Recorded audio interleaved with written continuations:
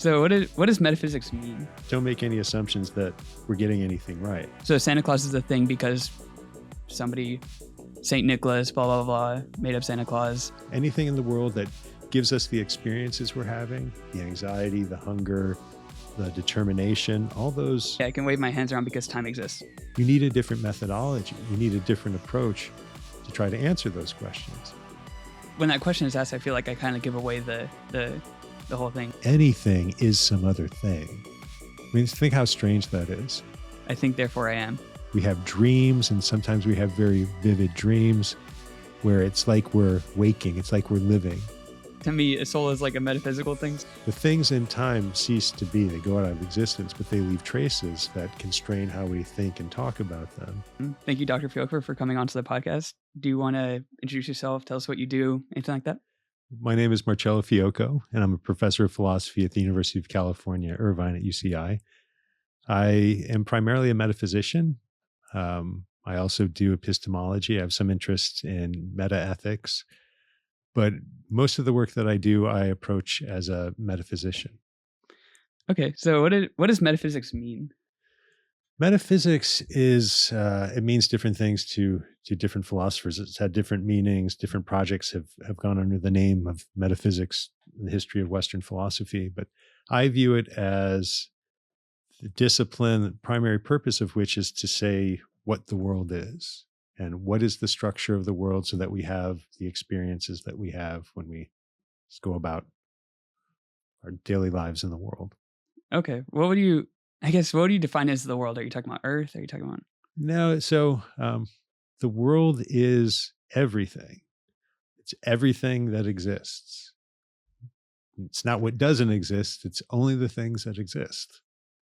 So I guess my follow-up question would be, what is the thing then? Okay, so take a look around us, right? Is the table a thing? Is the table a thing? I would assume so, yeah. But what if it's not a thing? What about the flatness of the table or the blackness of the table or the sheen of the table? Are those things?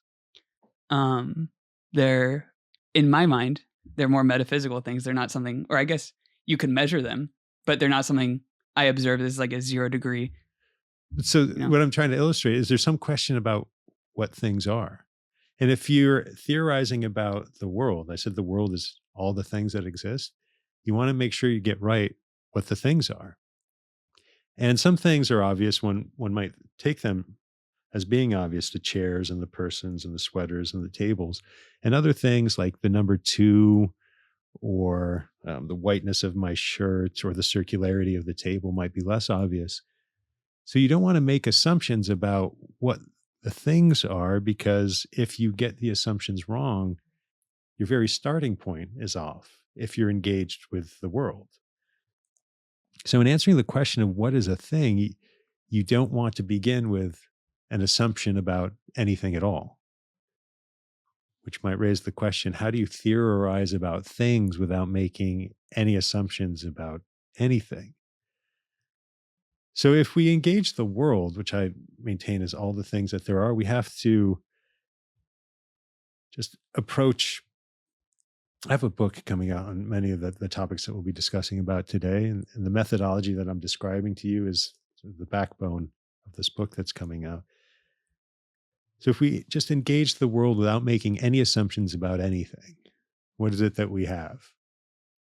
We have a heterogeneous array of whatnot. Take a look around you. Without making any assumptions, we might use some terms to describe it, but don't make any assumptions that we're getting anything right. I might say there's a table here, there's a curve here, there's a color here, there's a line here, there's a sound of my voice that has certain features. I'm using words. We just get this mishmash, this blast of whatnot. So if we start there, and we're not making any assumption about that, right? We just confront the world, and it's all this. And that's something that one would get 100 years ago. That's something one would get in a studio like this. That's something one would get if one were in a lab. If one isn't making any assumptions about anything, what one gets when one just confronts the world is this heterogeneous array. So if we start there, we have the means of characterizing this very general notion of what a thing is, right? Which is important if we're theorizing about things and we want to get it right. We want to begin with a stable point, no assumptions, this heterogeneous array. So if we have this heterogeneous array and we want to characterize what a thing is, we can do so by characterizing it as one of the constraints, one of the features of the heterogeneous array that we later conceptualize or theorize about. So what a thing is one of the constraints. I'm just going to point things out to you without really naming them, because once you start naming things, then you're sorting things and making assumptions that might not be correct. Once you start sorting things, then you are susceptible to bias, you're susceptible to cultural presuppositions. But there's this here, there's this here, there's this, and each of these is a thing. Each of these we can get right or wrong. This is what I mean that it's a constraint. Something to get right or wrong. It's something that imposes limits on the other things that there are. If the table here is a thing and my hand is a thing, in other words, if this is a thing and this is a thing, I'm limited in what I can do with this thing. You put it on the table, I can't put it through the table. So what the world is all these things, all these constraints that when they act together, we get the familiar world that we get. What I'm trying to do is take a very, very general view of what there is out there in order to situate ourselves in that mass of what I'm characterizing as just as constraints, and then working our way through those constraints to get a more familiar picture of reality. That's a lot of stuff, Eric. That is how can I, that's a lot of things. How can I clarify what I just said so we can get on the same page? So I guess I'll ask you some clarifying questions. So with this line on the table, or like these lines on the table, are these a thing? Anything that you can demonstrate is a thing. So you see how it's sort of circular. You're asking, is this a thing? And I'm responding by saying, well, anything is a thing. We need some sort of context that's not a thing that we can understand what I'm saying.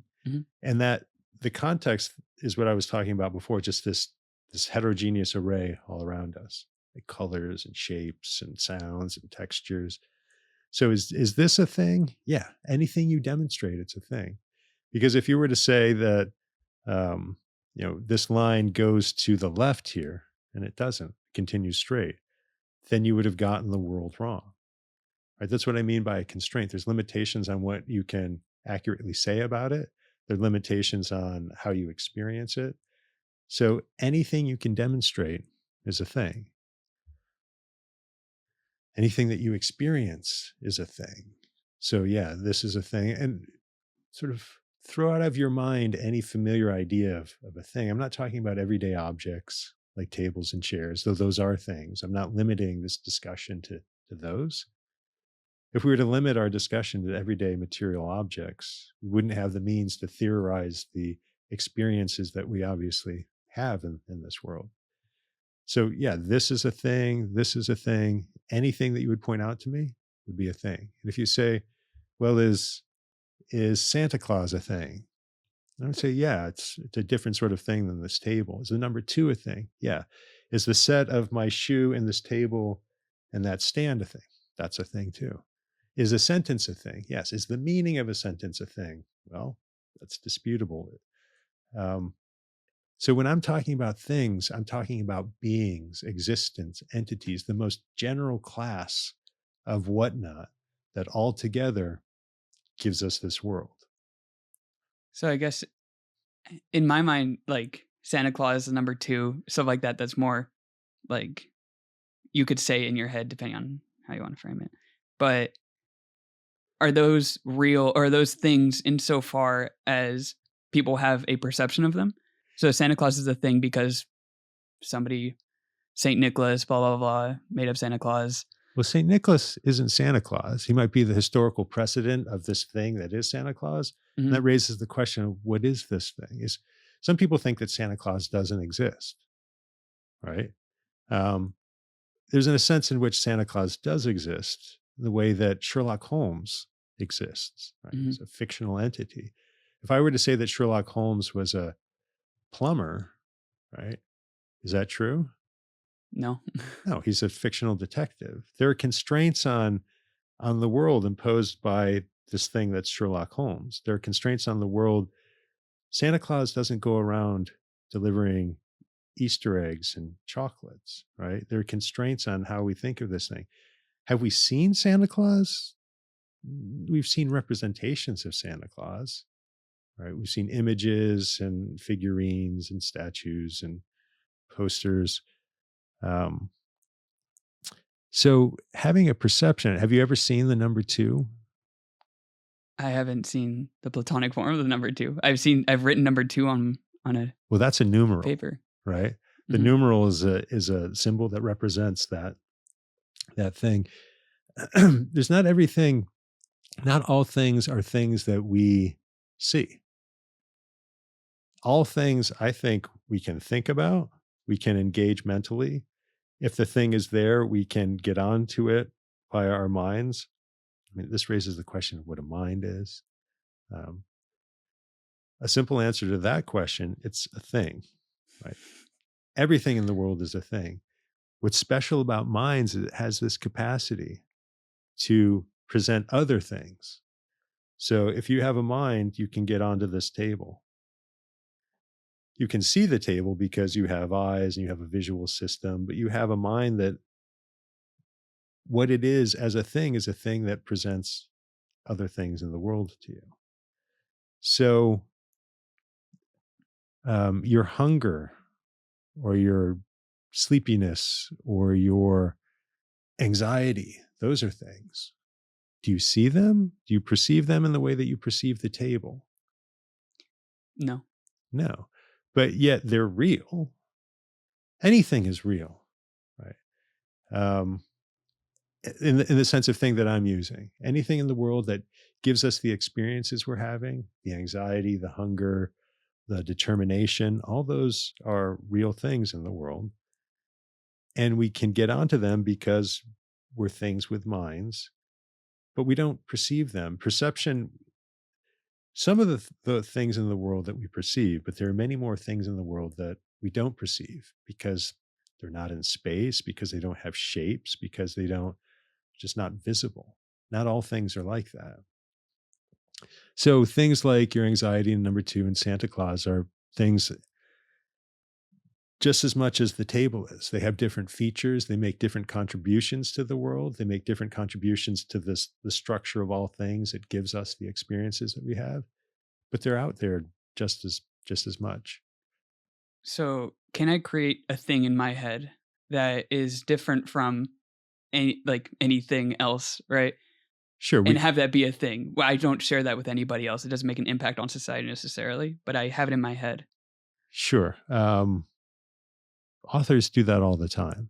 People do that all the time. So it's hard to find something that doesn't exist at all. Because I can say, I don't have a 50-foot brother. I don't have a brother at all. But I don't have a 50-foot brother. There's nothing there that we talk about.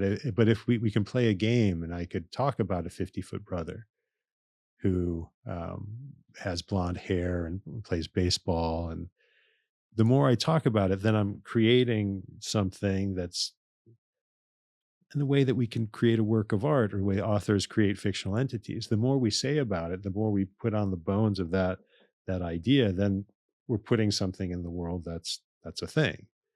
Right? I just said my brother has blonde hair. If you were to say that Professor Fiocco's fictional 50-foot brother has black hair, you've gotten it wrong. There's a constraint now on what you can say and what you experience.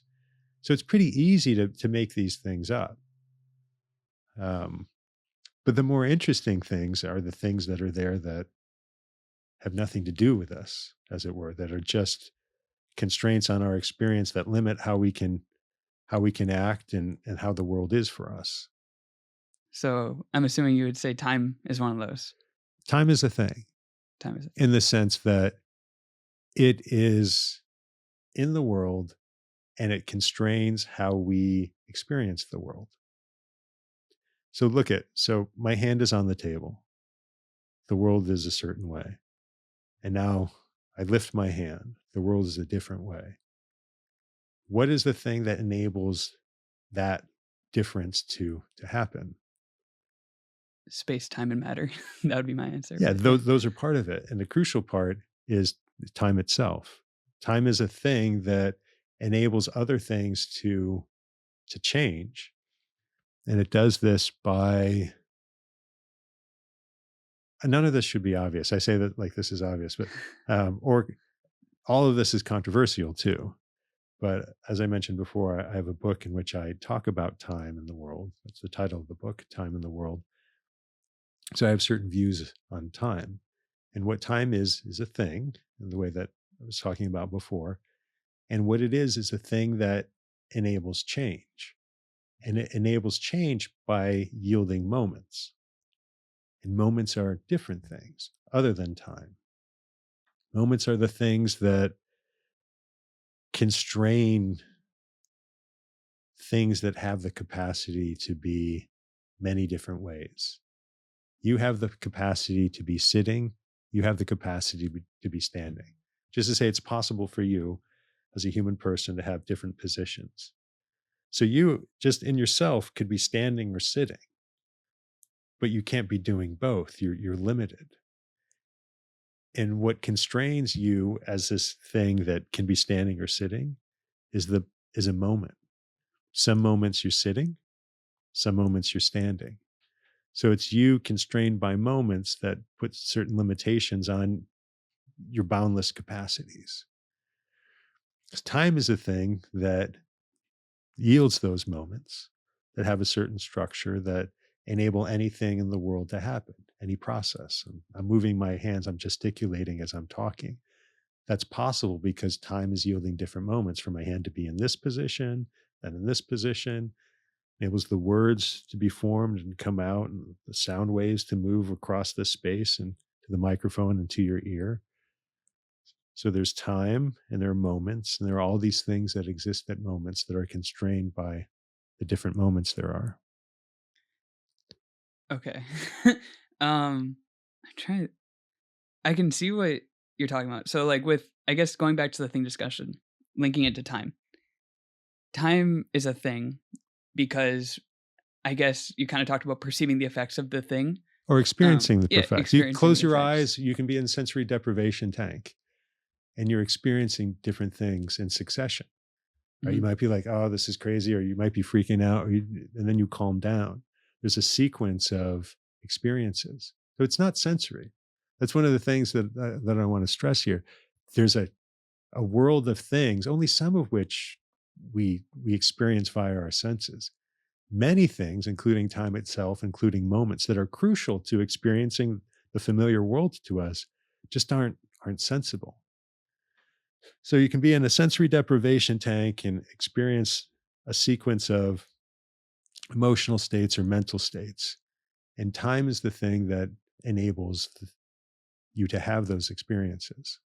And so, would these like things like the number two, would that be like an inherent part of existence? Not necessarily that like, oh, Roman numeral two, like this is how you sign two, whatever. Um, that do we think that this is like a something you have when you're born? If you handed a baby some like two blocks, it would have some sort of idea what two is without having any sort of education or anything. I doubt that. There are questions in in Western philosophy, there are different views about what the mind is and how it comes equipped. There are certain philosophers, empiricists, who maintain that all knowledge, all knowledge and understanding that we have of the world come via our experiences of the world. So when we're born, our mind is a tabula rasa, a blank slate. So the baby has nothing, no concepts, no means of categorizing or making sense of all the things there are in the world. Baby's sort of thrown into the world and engages different things and recognizes certain patterns, and somehow develops the abilities to organize things in certain ways and recognize, if I make a certain cry, somebody comes and feeds me. If I make a different cry, somebody comes and gives me attention. So that's one view of the mind, that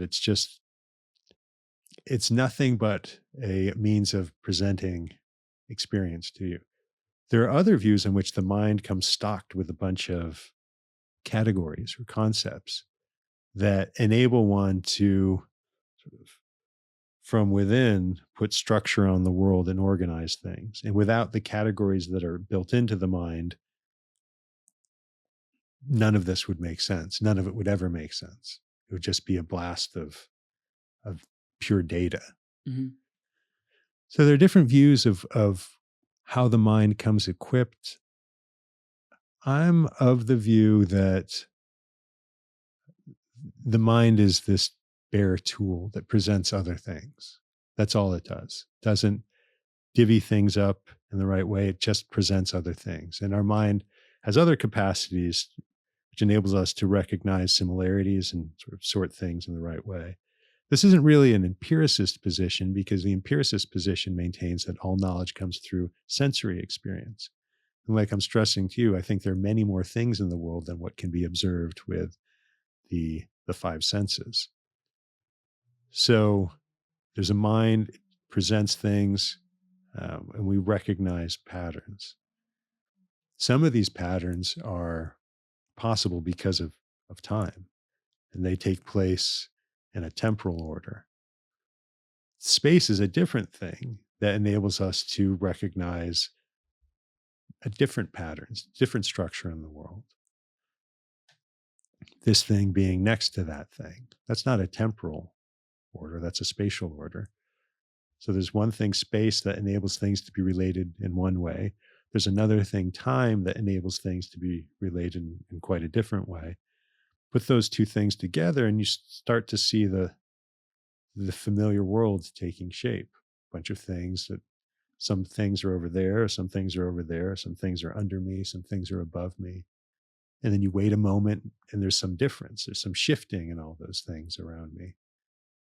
So space and time are some of the most basic things that order the familiar world that we experience. Okay. I have a lot of questions. So if you ask like an astrophysicist, they're going to give you a certain definition of time. If I ask you, you're going to give a different like meaning of what time is. So how does like your definition of time interact with like time being affected by gravity, or like you're saying that given enough time things will move, like I can do this because time exists. You can wave your hands. Right. I can wave my hands around because time exists. I agree. But is that like, I guess relating that to space and matter, time seems to me to be based on my perception, my ability to see it as a thing, or I guess the definition of being a thing requires me to like either know it exists somehow, like, and arguably you can say you know something exists through sensory, like, or through sensory data. Like you're telling me right now that these things exist because I can hear you say it, or because I can see you write something down, or something. Because you experience them. Yeah. And so is there a way to like get that kind of thing, get an idea of a thing, or have that? I'm kind of leaning into the empirical approach a little bit. Like, well, so one thing I should say, an astrophysicist would give a characterization of time, but the astrophysicist methodology is different. mm-hmm. Right? As a physical scientist, there's certain assumptions they're making about what the world is. They're assuming that the world is spatial; it's a material world, and the matter is ordered by natural laws. I'm not making those assumptions, right? So this idea of there being things beyond space or beyond time, I think there are things that exist but aren't in time. Those aren't the sort of assumptions that are even possible for an astrophysicist or an empirical scientist to make. Mm-hmm. So you might say, well, aren't they right? Hasn't physical science shown us what the world is? I would dispute that by saying that there are more general questions that go beyond where empirical scientists begin. If they begin with a material world organized in a spatiotemporal continuum, raises the question, well, might there not be things beyond that? And in order to answer that question, you need an answer to the question, well, what is a thing? Which is where we began our discussion. Empirical scientists don't begin with that question and don't really have the means to ask that general question. They begin with certain assumptions about the material world. And on the basis of those assumptions, theorize the experiences of material world. What goes beyond that just isn't part of the data. It's not something that would be recognized or theorized by them. So these very, very general questions are questions that a metaphysician would ask. So if one recognizes that there are limitations, one could ask the physical scientist, the physicist, what is a thing? And they would maybe characterize something as, having a location in space, or having a certain mass, or being causally connected to other things. You might say, well, are there things that aren't like that? And they would just say, no, you're not understanding where I'm coming from. But if you recognize that there are those questions that you might ask an astrophysicist or a physicist, where they would just say, no, that's not part of what I'm doing. If you recognize the legitimacy of those questions, you need a different methodology. You need a different approach to try to answer those questions. And that's, in my view, what a metaphysician tries to do. Tries to begin not with assumptions about what the material world is or how we engage the world, but without any assumptions at all. Maybe this now might make more sense of where we began. You confront the world without making any assumptions about it. And what you get is a heterogeneous array of whatnot. You get that same heterogeneous array if you close your eyes. You go into a sensory deprivation tank, you're still going to get a heterogeneous array of whatnot. Those might be emotional states or mental states or other features of well, what one would have in that experience, but they aren't obviously physical. They're not obviously non-physical either. But my point is that they're not obviously physical, which raises questions. Well, if there are all these things, what is the relation between the physical and the non-physical? Are there relations? But those are questions that a physicist doesn't ask or can't ask. It's just beyond the purview of the theorizing they're doing. It's not beyond the purview of the theorizing that a metaphysician does, because there's literally nothing beyond that purview. It's the most general discipline there is because it tries to engage everything, physical or non-physical, temporal or atemporal, tries to provide insight into literally everything. Okay. So I've heard of that argument before of like, physicists aren't going to concern themselves with the metaphysical stuff, or maybe they do and they don't realize it. That's another thing. I've had a professor before. I love this guy. He's very science-based, but he's got a little bit of a philosophy side to him. And he said that scientists treat philosophers like they have a philosopher friend, they shove him in the closet, and then they have a question about their study's legitimacy or something. They slide open the closet, they're like, hey, is this good? And the philosopher's like, yes, no. All right, close the door, ignore him now. And that's the way science kind of, I totally agree with that. That like, I feel like a lot of scientists will be like, if we start from ground zero, if we start from what is the thing, what is a disease, what is this, what is that, what is this, we'll never get anything done. So we're kind of willing to sacrifice some of the metaphysical conversation in favor of like, all right, we all generally agree what's going on here. Like, let's be honest. Let's move on. Yeah. So I'm not disputing the legitimacy of scientific enterprise. What I'm disputing is the claim that it gets everything. And if one raises the question, well, is there more to it than that? that's just goes beyond what the physicist is trying to do. Mm-hmm.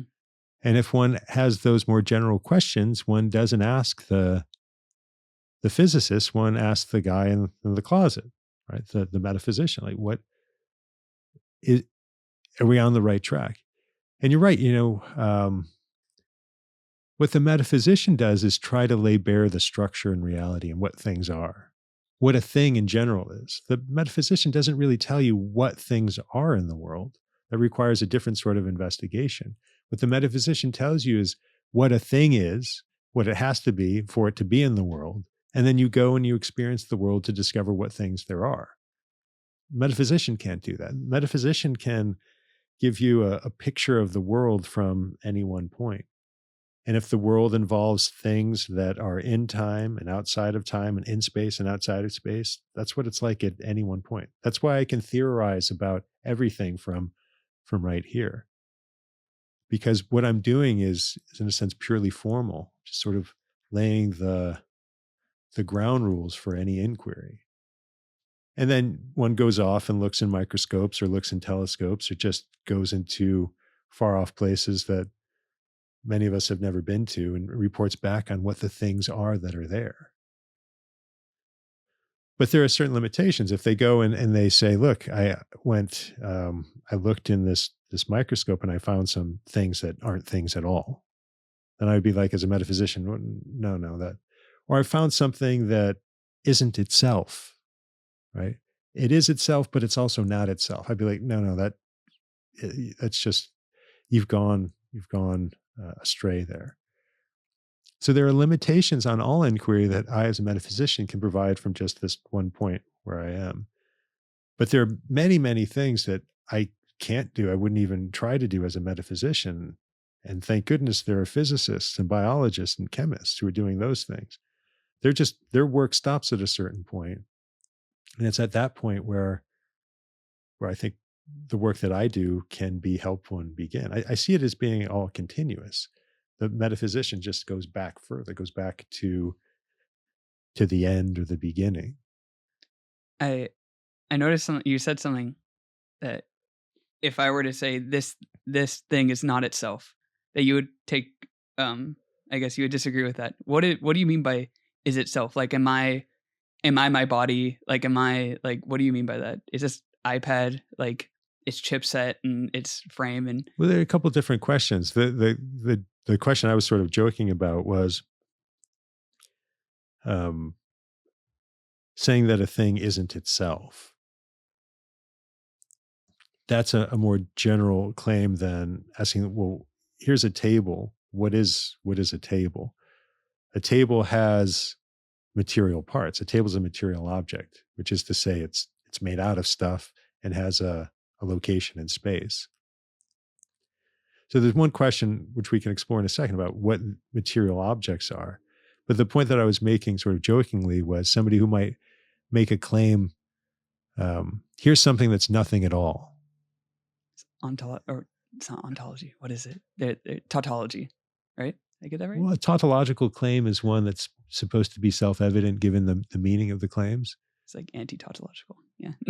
Yeah. So, here's something that isn't anything at all.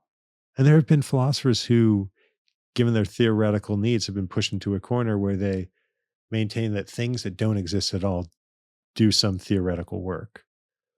Like, I could be thinking now about a round square. Well, how could I be thinking about a round square if there are no round squares? By definition, there are no round squares. How can I be thinking about round squares? Some people maintain that there are non-existent objects like round squares and mountains of gold. And one can think about non-existent objects because they're non-existent objects. They don't exist, they subsist, they have some different level of being. That's the sort of thing, that sort of move I would dispute as a metaphysician. Or a claim like, here's something that's 6 feet tall and 6'1" at the same time. Can there be a thing like that? This is what I meant, like a thing that's not itself, that thing that has contradictory properties. I would say, no, but there are some people who maintain there are such things.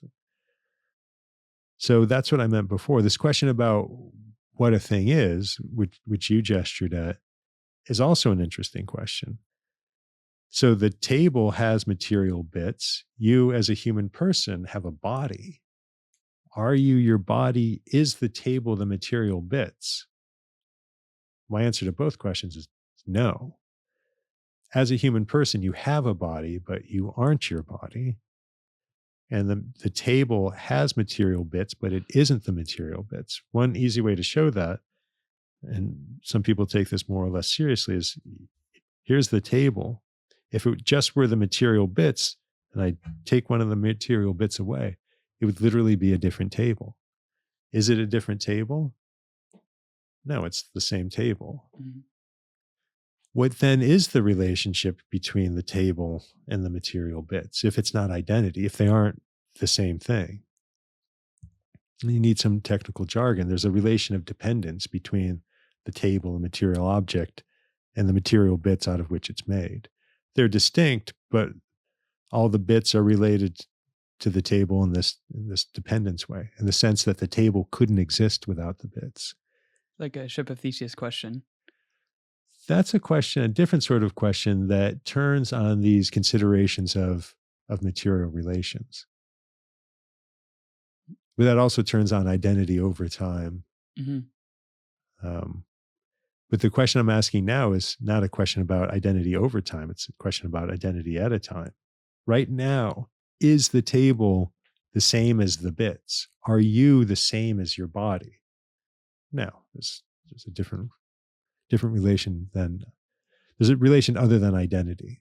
Yeah, because I think when that question is asked, I feel like I kind of give away the whole thing. When I say my body, I'm referencing outside of something. Like something, my mind is referencing my body. So it doesn't seem to me that I am my body because I'm referencing outside of myself. But then that's circular. Well, by saying that you are your body, your brain, you would be your brain, where a constitutive part of you would be your brain, which is has the capacity to refer to itself. The question is that all you are? Just those material things? Right. And again, I'm not giving an argument here for that, but no, I think you're distinct from your mind is distinct from your brain, and you're distinct from your body, though there's a close relationship between those things. Actually, I don't think that, and here's something I can give an argument for, I don't think that anything is some other thing. I mean, think how strange that is, mm-hmm. right? Is your mind your brain? You have these two very different things. One is a material object that's inside your cranium. The other thing is, it's hard to say what it is. I mean, what I say a mind is a thing that has the capacity to present other things. Does that mind have to have a location? I don't think it has a location. It's just, the point I'm trying to get at now is the mind and the brain are very different things. Some people, usually of a materialist bent or physicalist bent, maintain that all things have to be physical. So if you have this thing, this wonderful thing like a mind, and you're limited to the material world or to the world of physics, you have to find some place for that mind in that world. So there's an identification because of this relation, of this close relation. There's an identification of the mind with the brain. It's supposed to be one thing, but they're really quite different things. Here's an argument for why quite different things can't be one thing, right? If there's something the mind does and something that the brain does, and they're distinct things, they have to stand in some relation. It can't be that the mind exists because of the brain, because if the mind were to exist because of the brain, they would have to stand in some relation, a dependence relation or the relation of identity. But in order for them to stand in any relation at all, they both have to exist. Mm-hmm. So it can't be in virtue of standing in some relation that there's just one thing, because a condition of standing in any relation is that they both exist. So if there's some dispute about the table and the bits out of which it's made, and you recognize that they have different features, you can't then identify them as being the same thing, because if you're talking about two things and trying to get them to stand in some relation, you're already dealing with distinct things.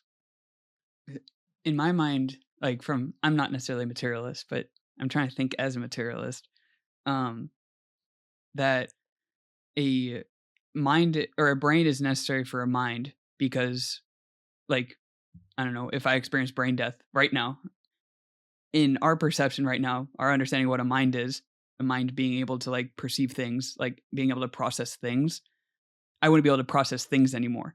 So if the brain going away means my mind goes away, then I guess the mind would come from the brain. Not necessarily that they're the same thing, but you need a brain in order to have a mind. Yeah, it's not clear what would happen if, God forbid, your brain stopped working right now, right? I don't know what would happen to your mind. But there can be the close relation between a mind and a brain that's different from identity. And it might be consistent with that close relation, that the brain goes out of existence, the mind goes out of existence. It's just an open question what happens if you're dealing with two things. It's an open question of what happens to the one when something happens to the other. If you're just dealing with one thing, if your mind were your brain and the brain ceased to be, the mind would cease to be. So that's why that relation is so crucial. If it's identity, there's just one thing there. Mm-hmm. So if that matter is annihilated, the mind is annihilated. If there's two distinct things, the mind and the brain, in a close relation of dependence, it's an open question what happens if take one of those things away. There's nothing really that follows about what happens to the other, just two different things.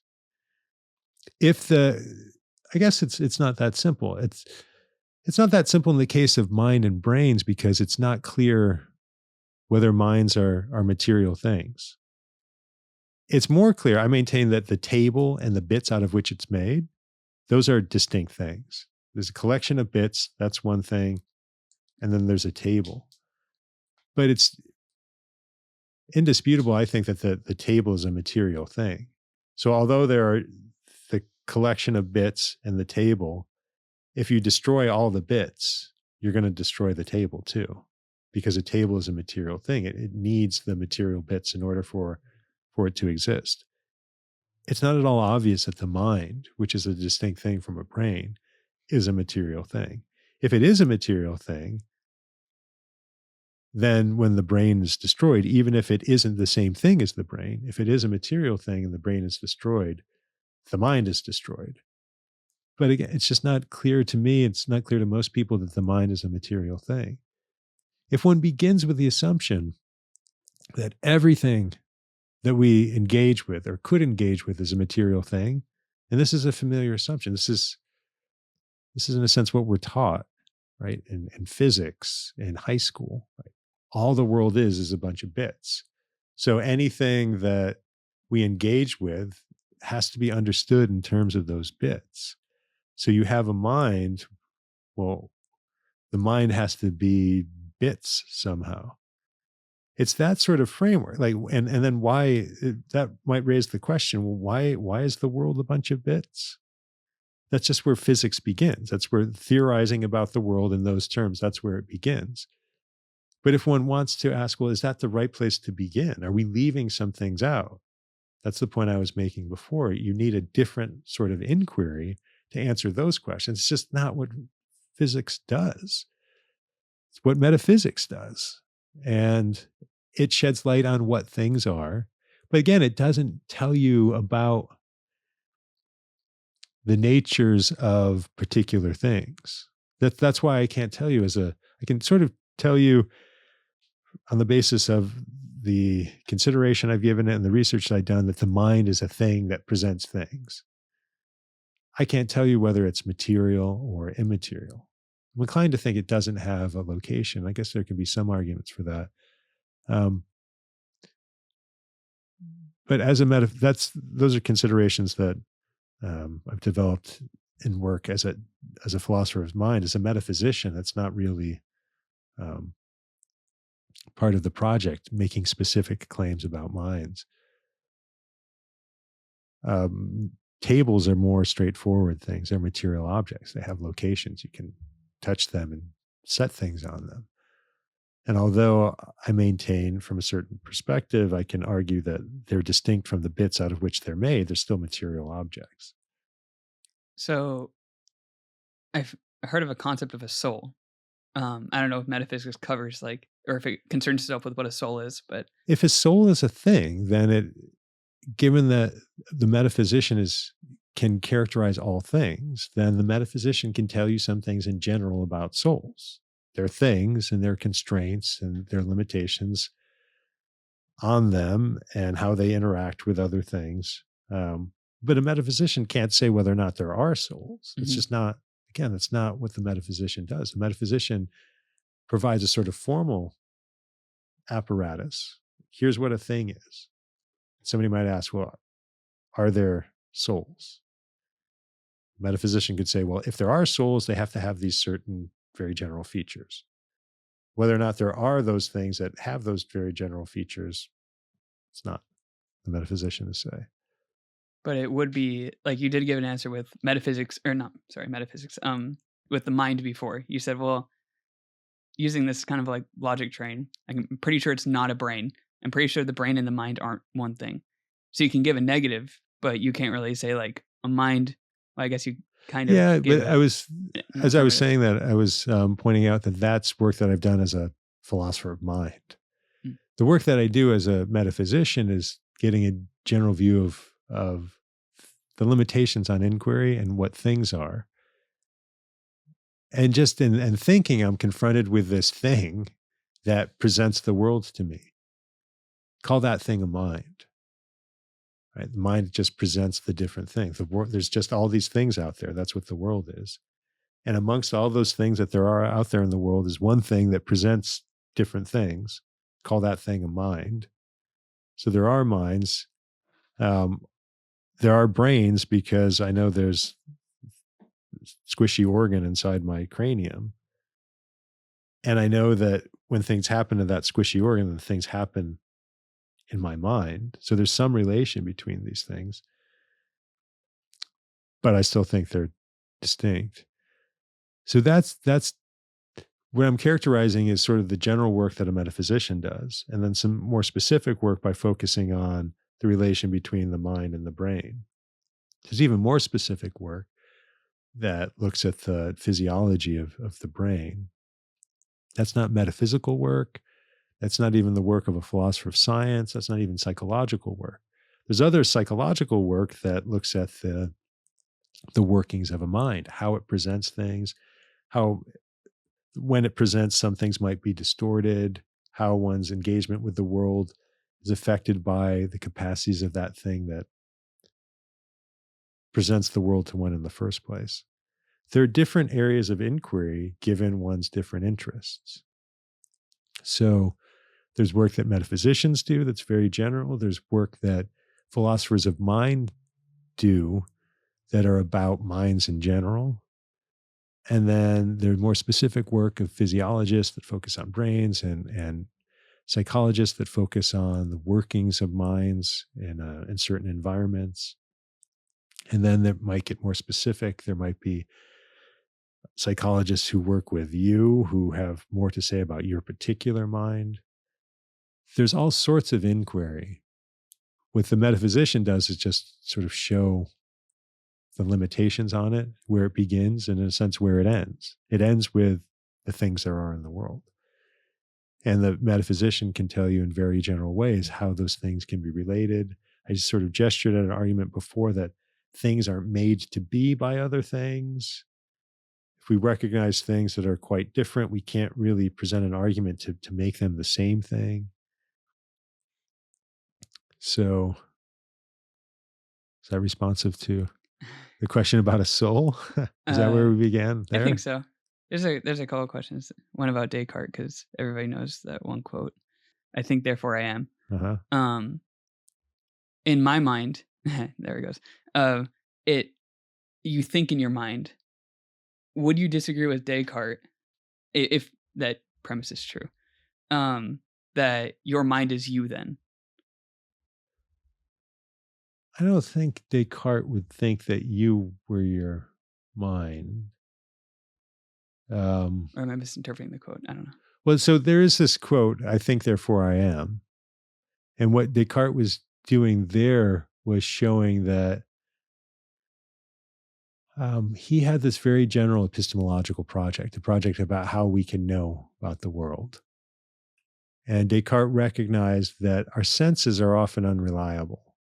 We see something far away that we know is a circular tower, but from where we're seeing it, it looks like a square tower, right? Our senses can mislead us. Our senses can mislead us. We also are aware that we have dreams, and sometimes we have very vivid dreams where it's like we're waking, it's like we're living.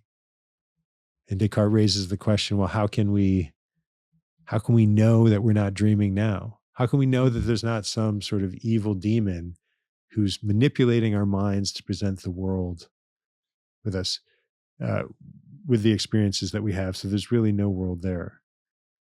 Our senses are unreliable. Mm-hmm.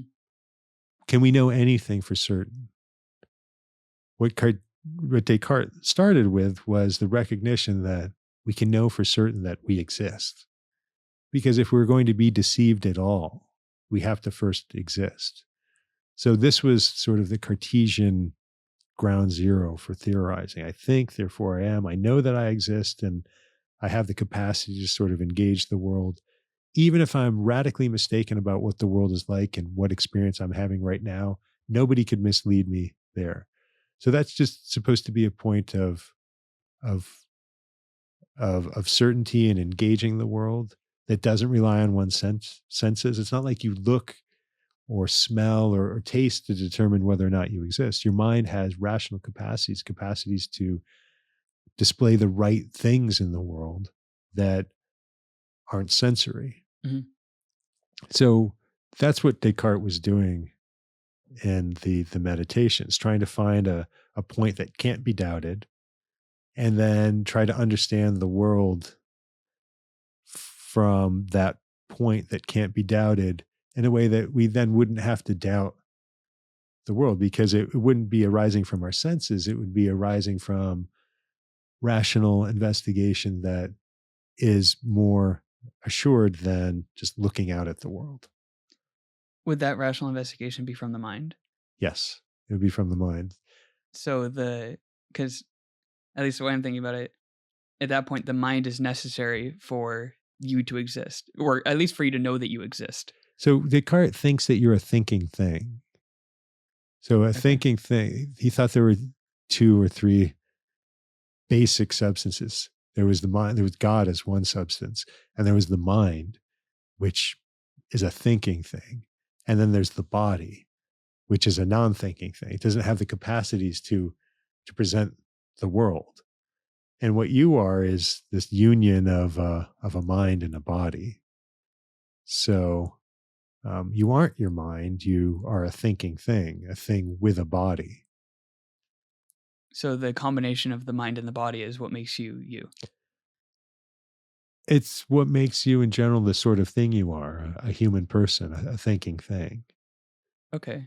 So I know that it's science fiction, but let's say I can suspend my brain in some sort of weird liquid, science liquid. Yeah. And that science liquid, it keeps my brain alive. This is the brain in a vat. Yeah. Brain in a vat hypothesis or thought experiment. Yeah. Yeah. So am I still me at that point? At that point, it's my brain, which I guess is my body at that point. But am I still me? Well, this is a difficult question, right? It depends on what you are to begin with, right? Yeah,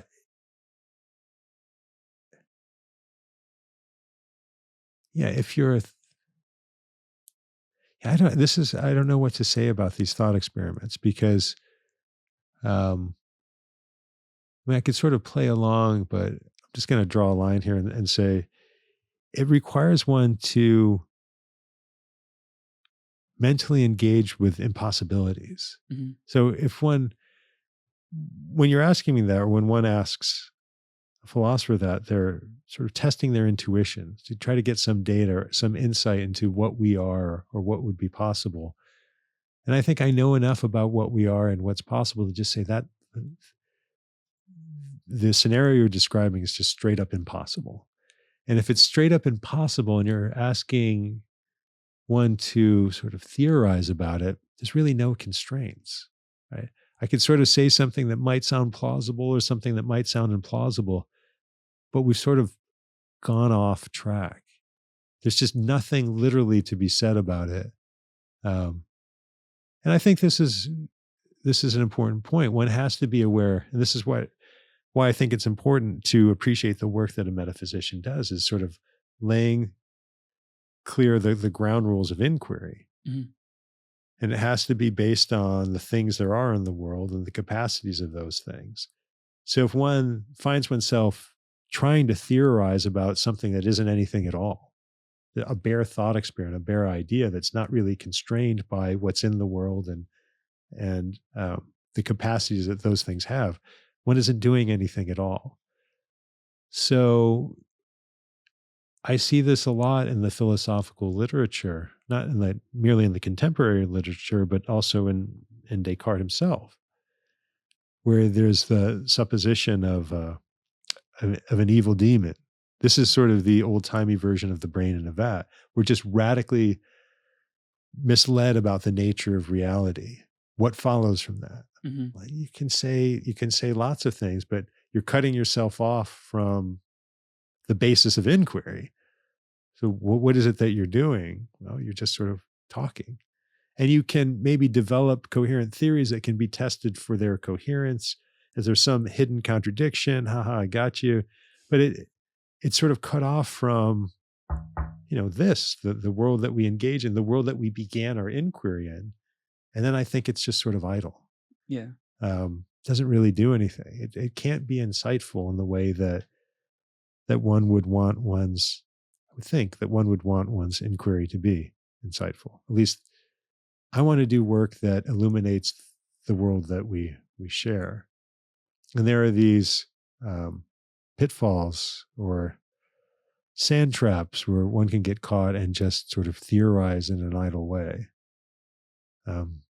That's my response to the brain in that Yeah. question. I don't mean to be antagonistic.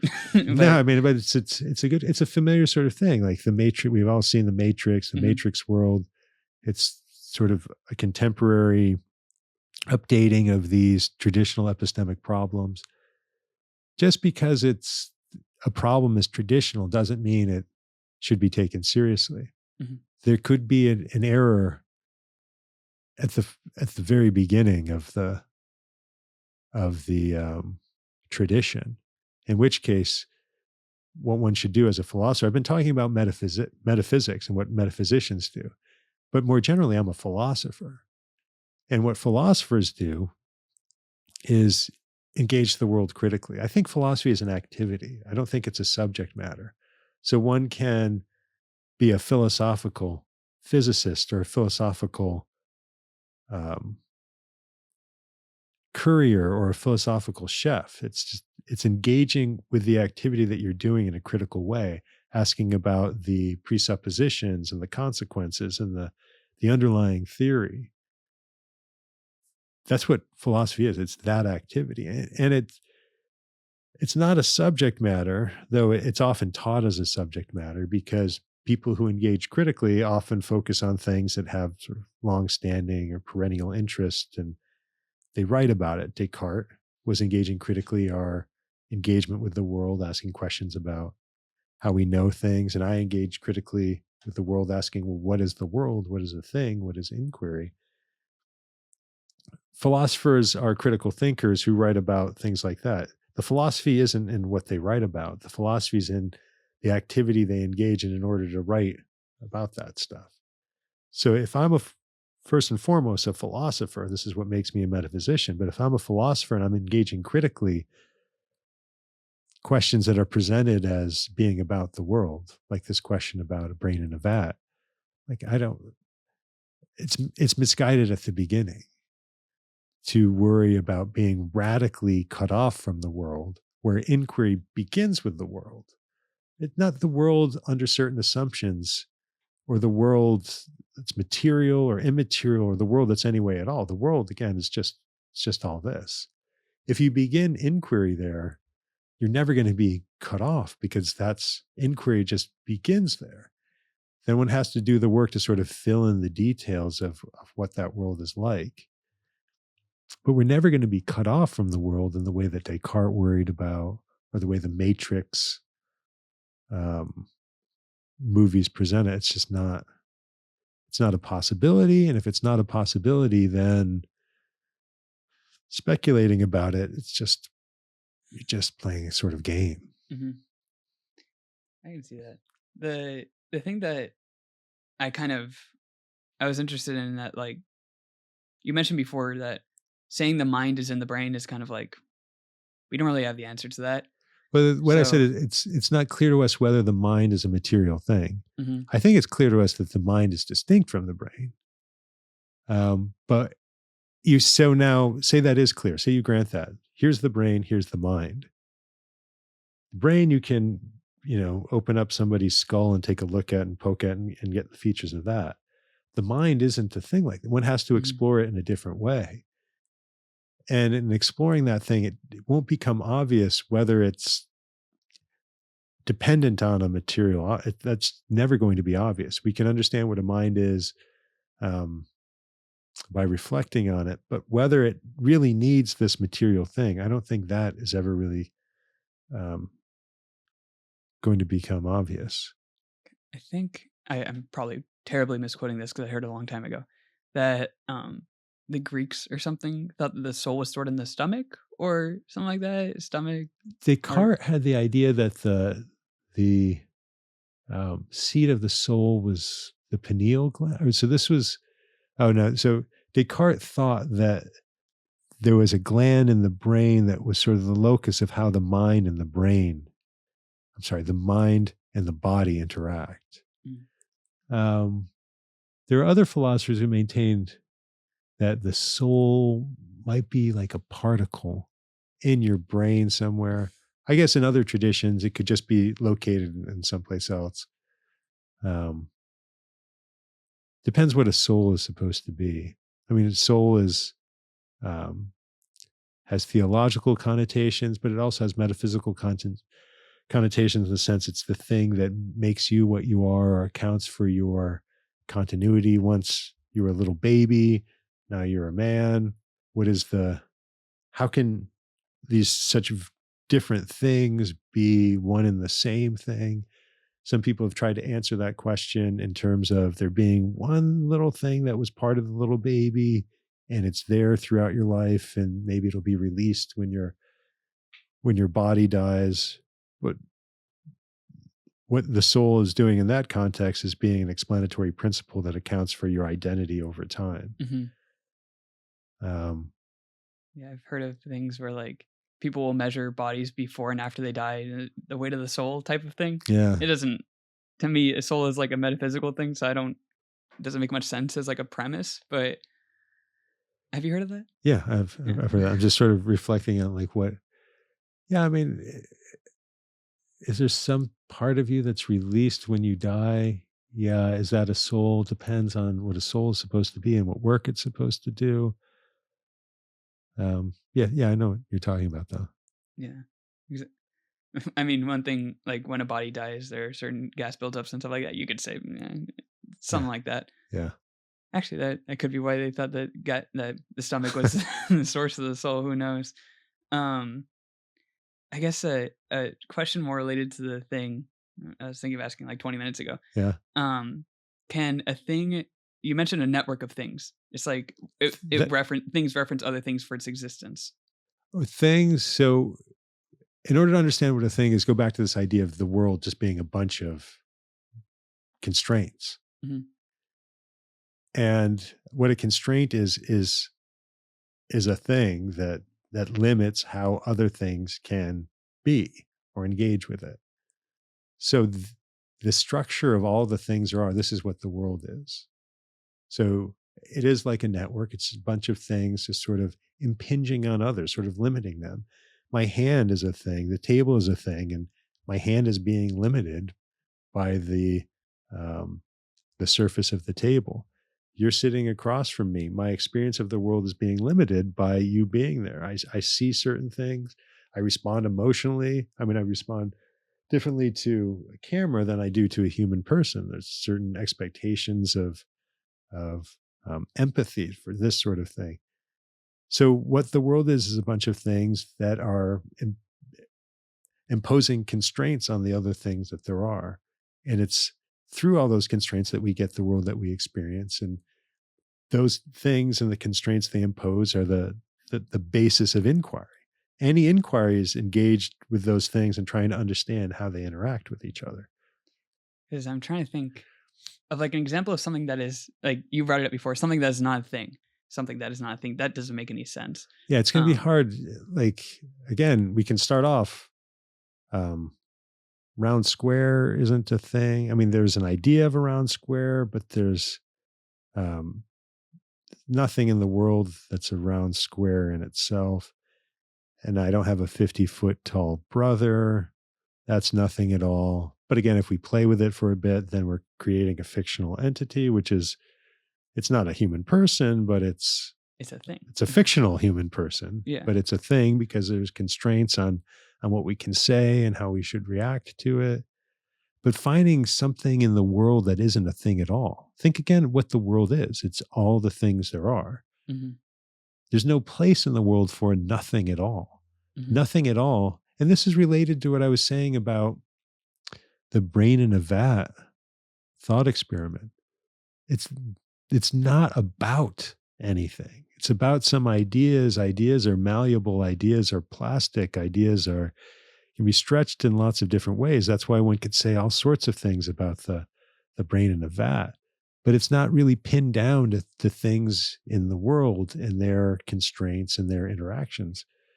So yeah, things that aren't in the world at all, there's nothing to be said of them. Discussions that aren't pinned down to actual things in the world. And there are many discussions that aren't pinned down because they sort of begin with ideas or begin with questions. One has to be wary of those. Otherwise, one could just spin one's wheels without really saying anything that could be right or wrong. They could be more or less persuasive, sound better or worse, but they're really not about anything in the world. Would that be true of something like Santa Claus is a thing? If I were to ask you the question of like, what is Santa Claus doing right now? That'd be like it doesn't. Yeah, I mean, it's referencing a thing, but it's kind of a. Yeah, if my son asked me that, I have two little boys who have been thinking a lot about Santa Claus. I mean, I could sort of say, well, he's sort of checking his lists and seeing who's been naughty or nice and doing the chores. Yeah, doing the chores, getting ready. You can sort of make it up, but there I'm just sort of playing. Mm-hmm. But there's a lot of theorizing within academia and without that's like your question. And this is why I keep going back to the brain in a vat thought experiment. Many people take that very seriously. But in a sense, it's like, what is Santa Claus doing now? In order for me to answer the brain in a vat hypothesis, if I were to take it seriously, I'd have to read a bunch of literature. I see that as not being any different than your question. When you ask me the question, what is Santa Claus doing now? What do I have to do? I have to sort of refresh my mind on the literature in the sense, well, what is Santa Claus? What is he supposed to do? What time of year is it? And then I could answer your question. If I were to say, Santa Claus is painting a bunch of Easter eggs or getting a bunch of chocolates ready, or then you'd be like, well, no, Fiocco, it's just that it's implausible that that's what he's doing. And we can sort of discuss why it's implausible, but now we're just sort of spinning around. We're engaged with something, an idea, but we're not really tethered to the world in a way that would be illuminating. Is that because Santa Claus is not physical? Like you mentioned in the table, like it's not grounded? No, it's because we're sort of the constraints that Santa Claus itself as a fictional entity would impose on our discussion are so loose that this is why if I said he was, painting Easter eggs, you'd be like, no, that's probably not right. And I'd be like, well, no, he did all the work, all the Christmas work already. Now he's helping the Easter bunny. Right? You could come up with a story to make what I said plausible, and then we could sort of engage with that. So we're still engaged with Santa Claus as a fictional entity, but not in a way that would really illuminate the world that we're interested in as inquirers, not in a way that it could really be right or wrong. Right? We're just sort of Guessing. well, playing. I mean, we're not. Yeah, it's sort of guessing or playing, and it's not because we're talking about something that is immaterial or outside of space or outside of time. I think time itself is something that we can be right or wrong about. And it's important to get clear on that because there are different views about how time structures reality, very different views that have serious implications for behavior and activity and inquiry. Where if we get that wrong, we'd be wasting a lot of our time if we just don't know how time itself is structured. There's some views that the past is as real as the present and the present is as real as the future. So all of time is sort of laid out there. So what's in the world in this heterogeneous array of whatnot are past things and future things and present things. If that's what the world is like, inquiry would go a lot differently. In fact, I think that view is demonstrably wrong, and the world and time is much more circumscribed. There are no past things and there are no future things. They're just the things that exist at this moment now. There are other things that are in the world but aren't in time. But as far as there are temporal things, there aren't past and future things. So think about it. If that's how time structures the world, our inquiry needs to be limited in the right ways in order for the inquiry to be fruitful or insightful, and the way the Santa Claus inquiry or the brain in a vat inquiry aren't going to be. So my point here is, you said, is the Santa Claus inquiry not going to be that fruitful because Santa Claus is a immaterial fictional entity? And I'm saying, no, there are other immaterial entities that aren't fictional, like time itself, that we could be right or wrong about in ways that have much greater consequences for our engagement with the world and an inquiry. So Santa Claus being immaterial is not important. Just like, who cares? It's just that he's a thing. He's just like, just as much in the world as this table or you or me, but he's just doesn't, there isn't so much that hangs on that fictional entity in the way that everything that happens hangs on time itself. Mm-hmm. So getting clear on how that thing structures reality would be very important if we don't want to be wasting our time engaging with the world. If there aren't past objects, which is not to say that there are constraints on what we can say about the past or how what once was affects us now. That's not what I'm saying when I say there are no past objects. But if there are no past objects or future objects, we're going to want to know about that. It would really have a significant bearing on our understanding of the structure and reality. So are things in time, you say that they're like things in the past don't exist. And what certainly does exist is what's happening right now. So I guess like in my mind, that'd be like the thing that was in the past. Like, I guess, I don't know, the Persian army, for example. I would say something more simple like Socrates. Or sure, yeah. A philosopher who once existed but no longer doesn't exist. Yeah. He's a human person that no longer exists. Mm-hmm. There are constraints on what we could say about Socrates. If I were to say that Socrates was an alligator, it would just be wrong. Socrates was a human person who was a teacher of Plato and lived in a certain period in a certain part of the world. There are constraints on that, but that person is not there at all. And ultimately, I guess the thing that he is now is more of a thought in your head rather than a physical reality. No, so they're just different things. I'm not mistaking my thought of Socrates for Socrates himself. My thought exists. Socrates doesn't exist. Um, yeah, it's not like Socrates has changed. He was a human person who went out of existence, not part of the world at all. There are other things that this raises the question of what are those other things, but there are other things that constrain what's appropriate to say about Socrates, what's true about Socrates.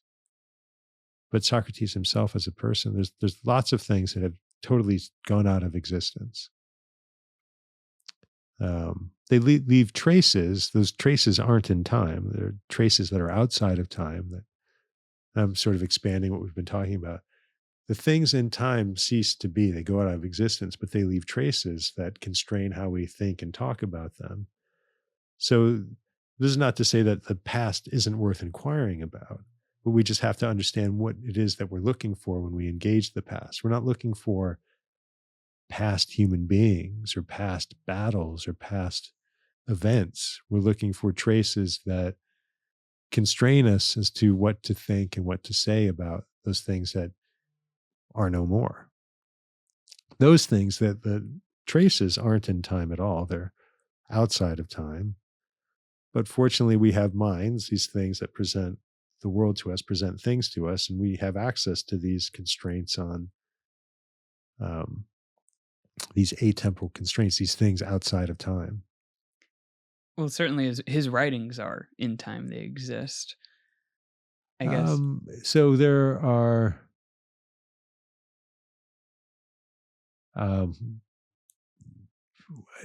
it depends on what you mean by. So I don't think Socrates wrote. There are reports of what Socrates said coming from Plato. Okay. I don't think there are any copies of what Plato wrote, but there are the dialogues themselves that have instances in printed form. Those things all exist. Yeah. Yeah. So Socrates doesn't exist. Plato doesn't exist. The dialogues exist. Instances of the dialogues exist on people's bookshelves. But there are other things about Socrates or Plato that aren't captured in the dialogues that are nonetheless in the world, but not in the world, not in the temporal world. Yeah, because I can get a perception throughout my life that Socrates was annoying, and that's why they killed him. Like whether that's true or not, I don't know.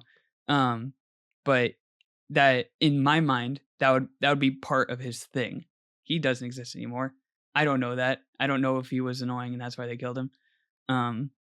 But would that make that thing, I guess that thing in my mind, less real than a thing in your mind that he was killed for a different reason?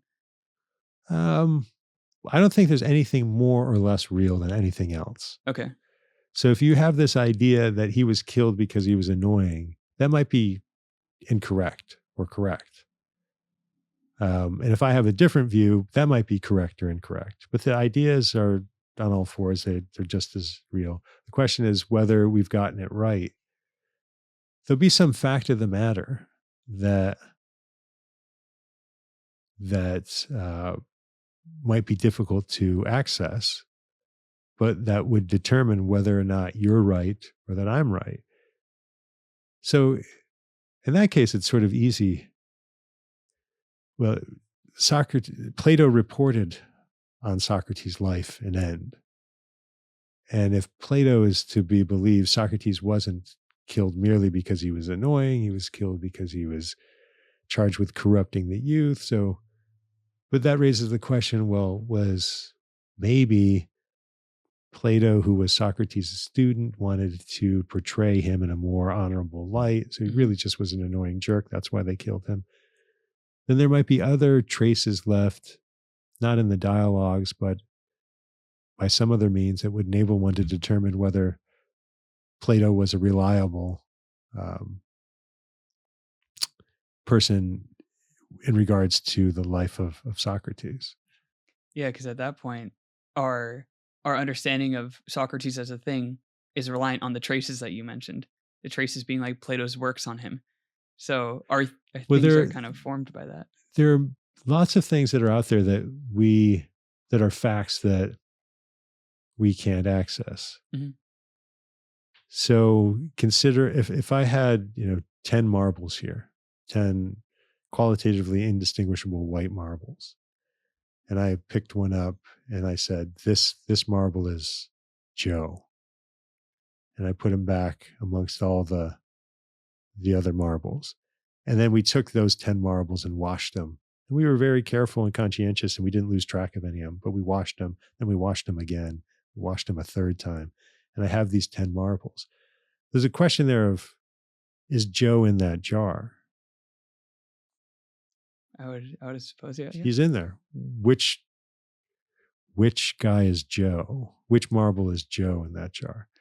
The one that you pointed at, if I kept track of it. But no, we washed him. There are no longer any traces from my finger. So there's a fact about the matter that Joe is in the jar and Joe has a certain location, but we're totally cut off from it. Mm-hmm. Right? Epistemically, we're cut off from it, but the world is such that there's a fact about whether Joe is in that jar and which one of those marbles is Joe. There are facts about Socrates that we might be epistemically cut off from, but there's still features of the world. There's still facts in the world. Do you see the point here? Yeah. And it's kind of one of the scientific questions. How are you certain? Certain, that's a word. That how are you able to say something in science knowing that we've done this before? Like we thought the earth was flat hundreds of years ago when it got proven wrong. When we don't have all the available data, clearly there's an infinite amount of data, you could say. So what is the point in stating these theories or stating these facts of the matter as we see it if there's an infinite amount of data that could be totally like conflicting it? Well, for any claim that we make, we want to have some justification for it, some evidence for the claim. There might not always be the evidence that we're looking for. That's why it's so important to make sure that the inquiry is appropriate to begin with, right? Again, there's a lot of idle inquiry. That's how I would characterize the brain in the vat, or what is Santa Claus doing right now? It's just idle, which doesn't mean people don't engage in it and spend their lives investigating it and writing it. It's just not that well grounded. Things about what Socrates was up to, there might be traces there, or we might be epistemically cut off. The traces are still there. But if we're going to make a claim, then we need to have some justification for why we're making that claim. In contemporary science and contemporary scientific theories, there's ever so much data, but there are limitations on what data is relevant. And there are some, if the inquiry is well grounded, there are some constraints on what would be appropriate, what would count as evidence and what would not count as evidence. Okay. So I mean, certainty is a pretty high bar. Yeah. And of course, in science, there's like a 95% confidence interval where if you were to say that you're certain of something in science, I would disagree personally.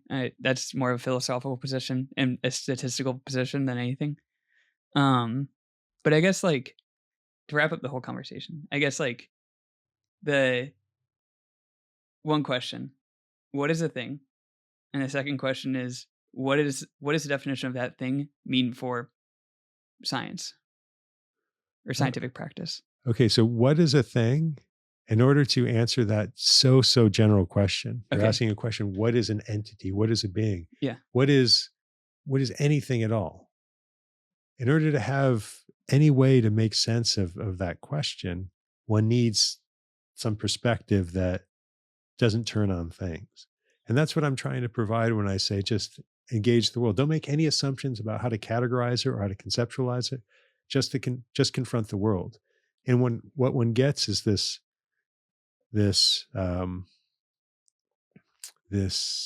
heterogeneous array of whatnot. in the context of this heterogeneous array of whatnot, we can say what a thing is. It's what limits, it's what makes us think that that's orange over there and this table's circular. It's just the constraints out there. What exactly, what constraints are there and how do we divvy those up? That's a different enterprise. But we recognize a world independent of us that imposes constraints on what we experience, sort of set up roughly like this. What a thing is one of those constraints that, when taken all together, presents this heterogeneous mishmash of whatnot. Why does that matter to a scientist? It matters to a scientist for the same reason it matters to a metaphysician. Getting clear on what a thing is and what the world is reveals the limits of inquiry. If it's grounded in the right way with the constraints there are that we have access to, then we're in the position to understand the world and understand ourselves better. If there's some slippage and we get off on ideas and we're just talking about things that aren't appropriately constrained by what's out there, then we're just playing games, right? I don't think a scientist wants to, if a scientist were told, look, what you're doing is no different than what we're doing when we're considering about what Santa Claus is doing now. They might say, no, my inquiry is much more significant than that. It's much more grounded. It will have much more important applications than that ever could. It needs to be limited in the right way. It needs to be grounded in things and the interactions and capacities of those things to give rise to the world. So it's a question, anybody who's interested in inquiry and doesn't want to be wasting their time needs to have some understanding of what the world is and what things are and how time structures the world, so that it's pinned down in the right way, that it can be resolved in a way that's illuminating and not just idle. Okay. Thank you very much for coming on the podcast. Thanks for having me. You helped me a lot with this kind of like metaphysical conversation. I appreciate it.